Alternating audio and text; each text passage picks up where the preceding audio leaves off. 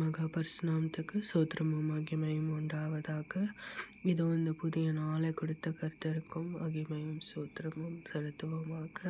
இந்த புதிய நாளில் கூட இந்த அதிகாலையில் கடவுள் தந்த இந்த ஈவுக்காகவும் அனைவரோடும் இந்த ஆடியோ கிளிப் வழியாக பேச கடவுள் ஏற்படுத்தின இந்த தயவுக்காகவும் கூட அவருக்கு நன்றி செலுத்துவோம். வேதாகமத்தில் உள்ள பெண்களை குறித்து தியானித்து கொண்டு வருகிற நாம் இன்று 15வது பெண்ணை குறித்து தியானிக்க கர்த்தர் பாராட்டின இந்த தயவுக்காகவும் நன்றியும் கிருபையும் மகிமையும் அவர் ஒருவருக்கே செலுத்தவும். நம்மளோட ஒவ்வொரு நாளுமே கடவுள் நம்மளை தட்டி எழுப்பி அவருடைய கிருபை புதிதாக இருக்கிற தயவினால் அவருடைய புதிய கிருபையினால் நம்மளை ஒவ்வொரு நாளும் வழி நடத்தி வர நம் தேவனுக்கு சோத்திரமும் கனமும் உண்டாகட்டும். இன்றைய நாளில் கூட 15வது பெண்ணை குறித்து நம்ம தியானிக்க போகிறோம். இந்த 15வது பெண்ணு பைபிளில் யார் குறிப்பிட்டிருக்காங்கன்னா யோசேபா ராஜாவின் யூத ராஜாவின் யோராமின் குமாரத்தியும் அகசியாவின் சகோதரியும் ஆவார். இவர் பிரதான ஆசாரியனாகிய யோய்தாவின் மனைவி ஆவார். யூத ராஜாவுடைய யோராமியின் குமாரத்தியும் அகசியாவின் சகோதரியும் பிரதான ஆசாரியனாகிய யோய்தாவின் மனைவியும் ஆவார். இவங்களோட முக்கியத்துவம் ராஜ குடும்பத்தினர் அனைவரையும் அதாலியா கொலை செய்ய முயன்ற போது யோசேபா தன் உயிரை பணயம் வைத்து ஒரு வயதான இளவரசன் யோவாசை காப்பாற்றினாங்க. ஸோ இந்த யூத ராஜா அகசியாவின் சகோதரி தான் இவங்க. இந்த அகசியா யூத ராஜாவாக இருந்தபோது அவங்க மரணம் அடைந்தாங்க. அந்த மரணத்துக்கு பிறகு பொல்லாத ராணியாகிய அத்தாலியா அதிகாரத்தை கைப்பற்றி மீதமுள்ள அனைத்து அரசு வாரிசுகளையும் தனது சொந்த பேர குழந்தையும் கூட கொலை செய்ய உத்தரவிட்டதன் மூலம் தனது ஆட்சியை பாதுகாக்க முயன்றார். ஸோ அப்போதான் இந்த திட்டத்தை முறியடிக்க பிரகாரமாக தான் இந்த அகசியாவின் சகோதரியான இந்த யோசேபால் அகசியாவின்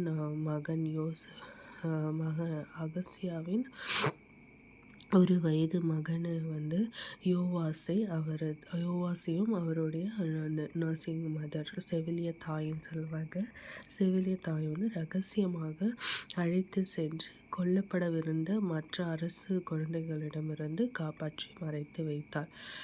இந்த யோசேபா பிரதான ஆசாரியனை யோயேதியாவை திருமணம் செய்தாங்க. இந்த யோயேதியாவும் யோசேபாவும் தான் சேர்ந்து ஒரு வயது யோவாசையும் அவங்களோட செவிலியர் தாயும் 6 ஆண்டுகள் கோயில் வளாகத்தில் ஒரு படுக்கை அறையில் மறைத்து வைத்தனர். அந்த நேரத்தில் இந்த அத்தலியாவோட ஆட்சி நடந்துகிட்டே தான் இருந்தது. அவங்களுடைய அந்த செயல் எல்லா ராஜா குழந்தைகளையும் பேர பிள்ளைகளையும் கொல்வதற்கான முயற்சிகளில் ஈடுபட்டு கொண்டே இருந்தாங்க. ஆனாலும் இந்த 6 வருடங்கள் யோசேபா தன் உயிரை கூட பணயம் வைத்து யோவாசை காப்பாற்றினாங்க. ஸோ அந்த காப்பாற்றி வைத்த அதே நேரத்தில் பார்த்தோன்னா குழந்தைய ஒரு தெய்வீக சூழலில், அதாவது அந்த கோயில்லையே தெய்வீக சூழலில் 6 வருடங்களாக மறைத்து வைத்து பாதுகாத்து வளர்த்து வந்தார். 7ஆம் ஆண்டில் பார்த்தோன்னா யோயேதியா ஒரு சதி திட்டத்தை ஏற்பாடு செய்தார். அவர் தளபதிகள், காவலர்கள் மற்றும் மக்களை கூட்டி இளம் யோவாசை அரியணைக்கு சரியான வாரிசாக வெளிப்படுத்தினார். யோவாஸ் 7 வயதாக இருந்த போதிலும் 7 வயதிலே அவர் ராஜாவாக முடிசூடப்பட்டார். இந்த அகசியாவின் மகன் தான் யோவாஸ். ஸோ அகசியா தன் ராஜ்யத்தில் இருக்கும் போதே யூத ராஜாவாக இருக்கும் போதே மரித்தார். அதனால தான் இந்த ராணி அதலியா வந்து இந்த மாதிரி ஒரு ஆட்சியை புரிந்து எல்லாரையும் கொல்ல தீட்டி கொண்டு இருந்தாங்க. ஸோ இந்த யோசேபாவின் கணவரான யோதிதியா வந்து யோதாவின் வந்து ஒரு ஞானமாக கடவுள் அவர் மூலமாக ஒரு வழியை வந்து வகுத்தார். அதாவது இந்த 6 வருடங்கள் இந்த குழந்தையை மறைத்து யோவாசை வளர்த்தவங்க 7ஆம் வருடம் வந்து அங்கே உள்ள தளபதிகள் மக்கள் அனைவரையும் கூப்பிட்டு அகசியாவின் வம்சமாகிய இந்த யோவாஸ் வந்து சரியான தலைவனாக ராஜாவாக ஆவதற்கு வந்து அனைத்து தகுதியும் பெற்றிருக்காருன்னு சொல்லி அரியனுக்கு சரியான வாரிசாக ஏற்படுத்தினார். ஸோ 7 வயதிலே வந்து யோவாஸ் வந்து முடிசூட்டப்பட்டார் ராஜாவாக. அதன் விளைவாக இந்த அத்தலியா ராணி வந்து கைது செய்யப்பட்டார், சிறைப்பிடிக்கப்பட்டார், கொல்லவும் பட்டார். இதன் மூலம் யூதாவில் வந்து திரும்பவும் தாவீதின் வம்சாவளி மீண்டும் நிலைநாட்டப்பட்டது. இதிலேருந்து நம்ம வந்து என்ன இந்த யோசேபாவினுடைய பங்கு வந்து இதில் அநேகமாக இருந்ததை நம்ம பார்க்குறோம். கடவுள் வந்து யோசேபா வழியாக இந்த யோவாசை வந்து காப்பாற்றினார். யோவாசை வந்து மீண்டும் இந்த தாவீதின் வம்சாவளி யூதாவில் ஆட்சி செய்யவும் ராஜாவை வரவும் யோசேபாலை கடவுள் விசேஷ விதமாய் பயன்படுத்தினார். ஸோ இந்த தைரியம், இந்த ஆவிக்குரிய பாடங்கள் என்னன்னு பார்க்கும்போது தைரியம், தீமைக்கு எதிராக என்று யோசேபாவும் வந்து ஒரு ராஜாவின் வம்சம்தான். ஆனாலும் அந்த தீமைக்கு எதிராக அவங்க நின்று கடவுள் வாக்குறுதியை பாதுகாக்க துணிச்சலோடு செயல்பட்டார். கடவுளின் வாக்குறுதி என்னவா இருந்தது? யூதாவில் வந்து தாவீதின் குமாரனோட ஆட்சி வரணும் தான். ஸோ அந்த ஒரு வாக்குறுதியை வந்து நிறைவேற்ற உலகத்தரமான தீமைக்கு வந்து எதிராக நின்று துணிச்சலோடு அந்த 6 வருடங்கள் தன் உயிரை கூட பணயம் வைத்து யோவாசை வந்து காப்பாற்றினாங்க. பாதுகாப்பு. யோவாசை 6 ஆண்டுகள் கர்த்தருடைய ஆலயத்தில் மறைத்து வைத்தார். இந்த இக்கட்டான காலங்களில் கடவுள் தம் மக்களை பாதுகாக்க ஒருவரை எழுப்புவார் என்பதை காட்டுகிறது. எவ்வளோ ஒரு இக்கட்டான அந்த யோவாசுக்கு வந்து அப்போ 1 வயது. அவனுக்கு ஒன்றும் தெரிய போகிறதில்ல. என்னை காப்பாற்றுங்க, கடவுள்கிட்ட கேட்க முடியாது, பேச தெரியாது, தன் தகப்பன் இல்லாதது தெரியாது. ஆனாலும் தாயும் தகப்பனுமா இருக்கிற நம் தேவன் வந்து யாரோ ஒருவர் மூலமாக அவங்களோட தயவின் மூலமாக அந்த இக்கட்டான சூழ்நிலையில் கூட கடவுள் நம் மக்களை பாதுகாக்க ஒருவரை நிச்சயமாய் நியமிப்பார் என்பதை வந்து இதுவே குறிக்கிறது. அந்த 1 வயசான யோவாசை வந்து யோசேபால் மூலம் பாதுகாக்கப்படணும். 7 வயசில் வந்து ராஜாவாய் முடிசூட்டப்படணுன்றது வந்து கடவுள் குறித்து வைத்த ஒரு இது. அந்த திட்டத்திற்கு பயன்படுத்தப்பட்டவங்க தான் யோசேபால். விசுவாசம். தன் கணவர் யோதிதியாவுடன் இணைந்து தேவனுடைய சித்தம் நிறைவேற இவர் உறுதுணையாக இருந்தார். யோசேபால் வந்து தன் கணவரோடு சேர்ந்து இந்த திட்டம் வந்து கடவுளோட சித்தம் நிறைவேறுவதற்கு மிகுந்த ஒரு பங்கை கொடுத்து உறுதுணையாக இருந்தவர் தான் யோசேபால். தன் சகோதரன் மகனாக இருந்தாலும் அந்த ஒரு சூழ்நிலையில் யாரும் வந்து தன்னுடைய உயிரை தான் பார்ப்பாங்களே தவிர மற்றவர்கள் இது வந்து நம்ம பார்க்கறதில்ல. அதுதான் உலகத்தின் வழக்கமாக போய்கொண்டிருக்கிறது. ஆனாலும் யோசேபால் தேவனுடைய வாக்கு நிறைவேற்றப்படவும் தேவனுடைய வாக்குறுதிய சித்தம் வந்து நிறைவேற்றப்படவும் தன் கணவரோடு சேர்ந்து அவ்வளோ ஒரு அதிதியான ஒரு துணிச்சலான தன் உயிரையும் பணையும் வைத்து யோவாசை வந்து 6 வருடங்கள் மறைத்து வைத்து 7ஆவது வருடம் வந்து கடவுளோட திட்டத்தின் பிரகாரம் கடவுளோட சித்தத்தின் பிரகாரம் அவர் கொடுத்த ஞானத்தின் பிரகாரமாய் எல்லாரையும் கூப்பிட்டு 7 வயதில் வந்து ராஜாவாய் முடிசூட்டப்பட்டு கர்த்தருடைய வாக்குறுதி வந்து நிறைவேற்றப்பட்டது.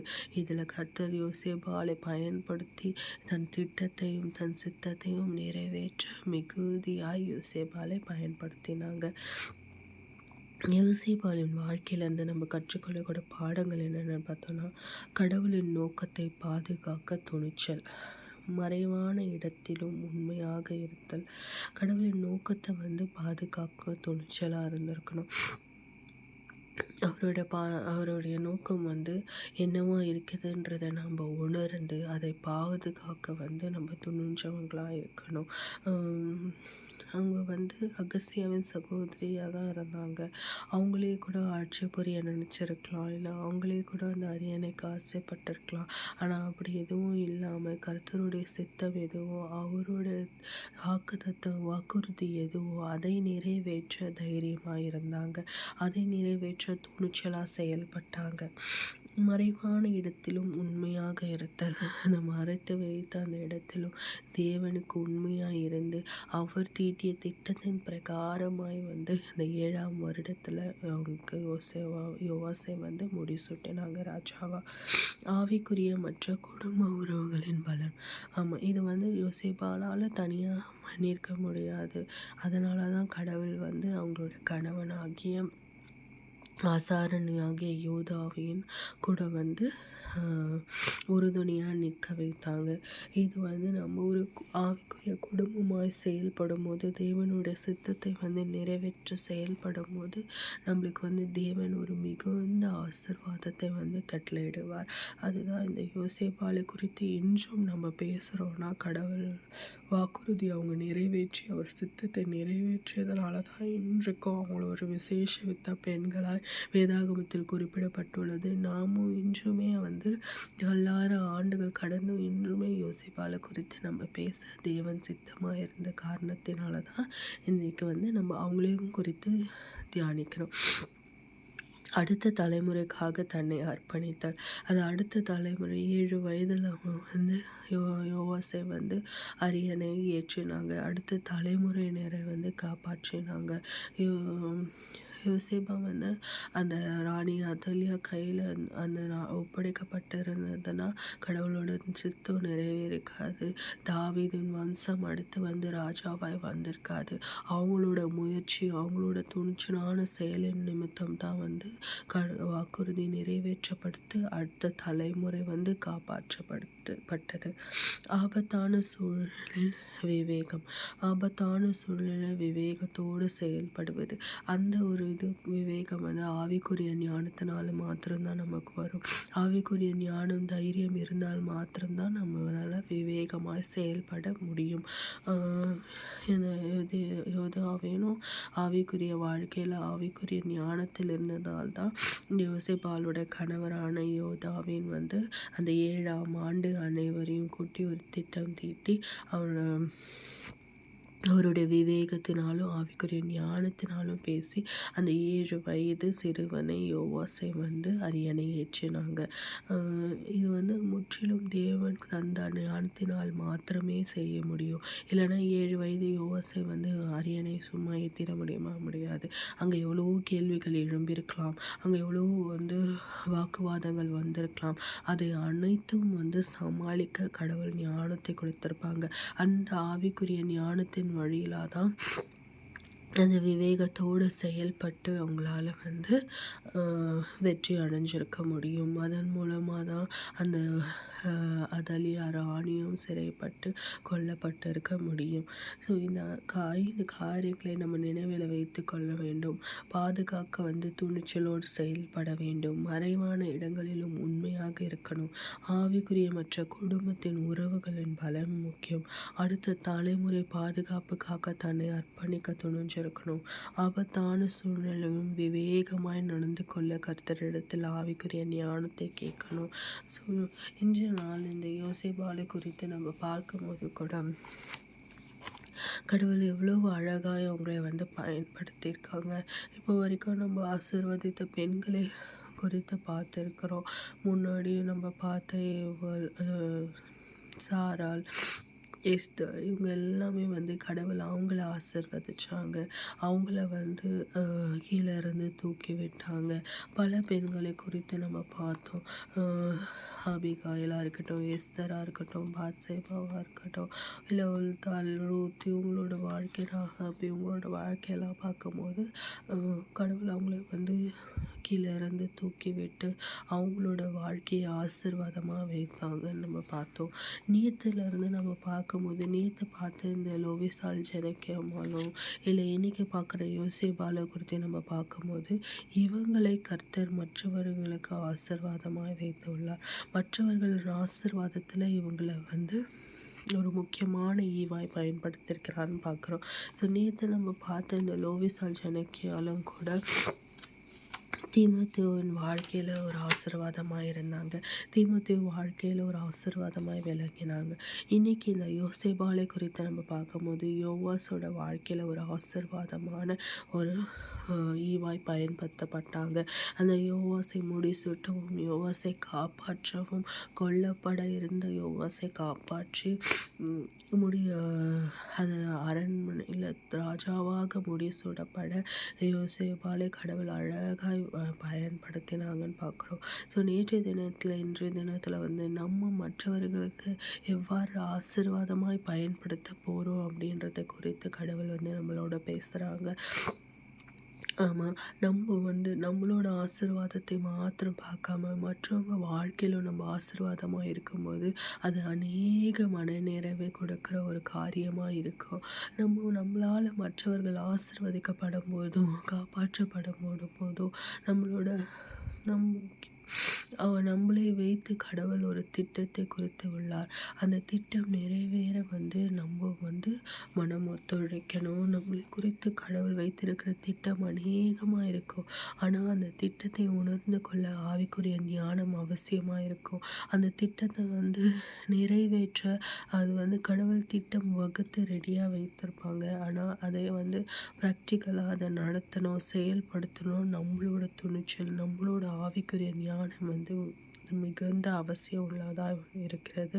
இங்கேயும் யோவாசை காப்பாற்ற யோசேபாலை பயன்படுத்தணும், 7 வயதில் முடிசூட்டணும் அப்படின்றத கடவுள் ஆல்ரெடி திட்டம் வகுத்துட்டார். ஆனால் இதை செயல்படுத்த யோசேபாலோட துணிச்சலும் யோதாவின் ஞானமும் தான் பயன்பட்டது.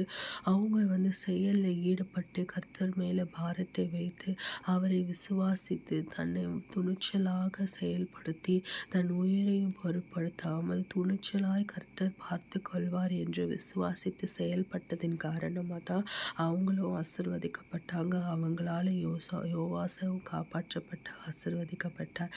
அதே போல தான் நம்ம வாழ்க்கையிலையும் கூட கடவுள் நமக்கான ஒரு திட்டத்தை தீட்டி வைத்திருப்பார்.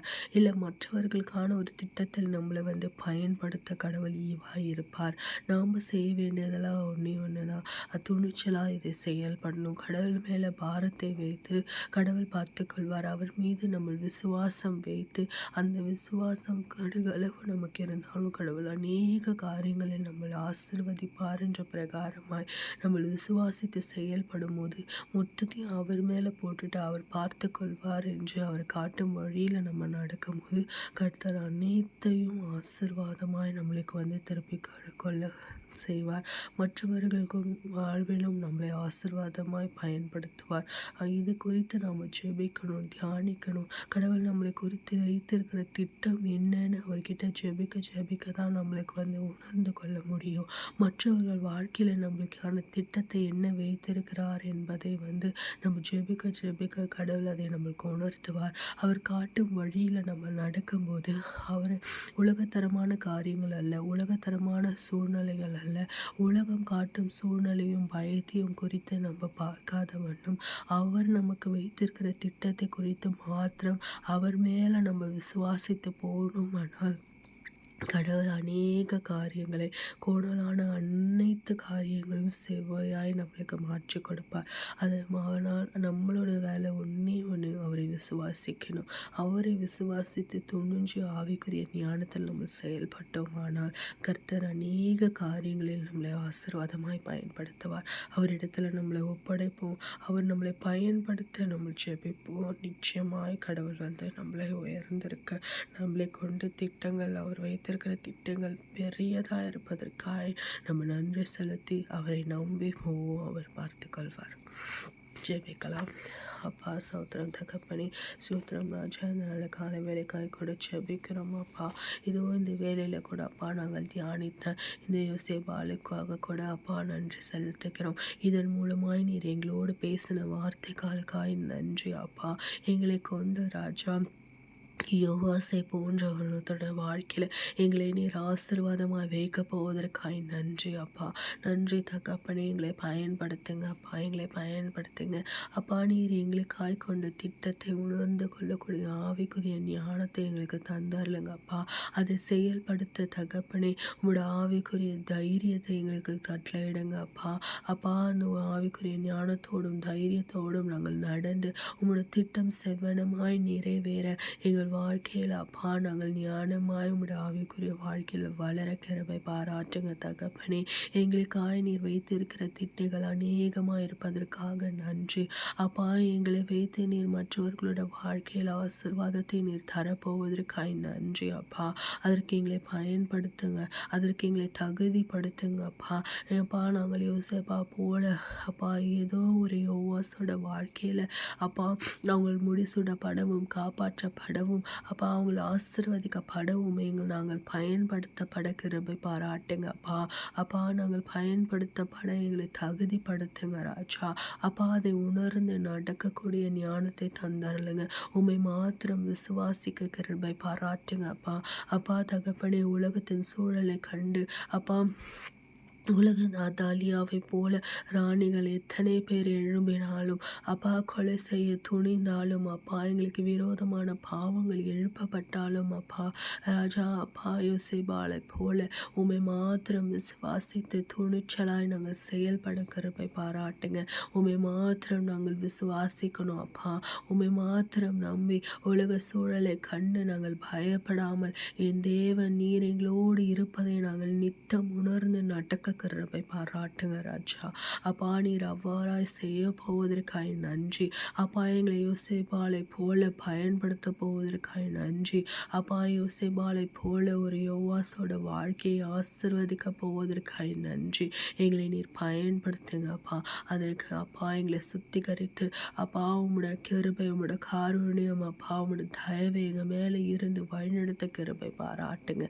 இந்த நாள் முழுவதிலும் அப்பா நீர் எங்களோடு இருங்க அப்பா. உமக்கு சித்தமானதை செய்ய எங்களுக்கு கற்றுக் கொடுங்க அப்பா. நீரே எங்களோடு இருந்து வழிநடத்துங்க, ஆசீர்வதிங்க, பலப்படுத்துங்க. மீட்பரும் ரட்சகருமாகிய இயேசு கிறிஸ்து மூலம் ஜெபம் கேளும் என் ஜீவன் நல்ல தகப்பனே. ஆமென்.